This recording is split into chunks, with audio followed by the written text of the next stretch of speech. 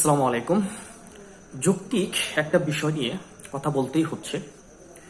নতুন সরকার আসার পর থেকে আজ অবধি পর্যন্ত যতগুলো সংসদের অধিবেশন হয়েছে, যতগুলো মন্ত্রণালয়ের বিষয় নিয়ে কথা বলা হয়েছে, যতগুলো আইন প্রণয়নের বিষয়গুলো নিয়ে কথা বলা হয়েছে, একটি বিষয়েও আমরা দেখলাম না মাননীয় প্রধানমন্ত্রী জনাব তারেক রহমান উনি কিছু উপস্থাপন করলেন বা কোনো বিল উত্থাপন করলেন। এটি আজ জাতিকে খুবই হতাশা করছে, জাতিকে খুবই লজ্জিত করছে।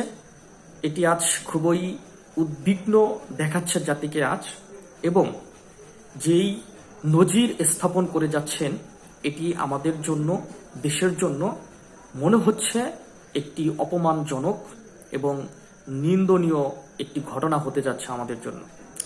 তাই এই বিষয়টা অতি দ্রুত আমার মনে হচ্ছে যে এটা সমাধান করা দরকার। একজন প্রধানমন্ত্রীর যেই কাজ, সেই কাজটা নিজেকেই করা দরকার।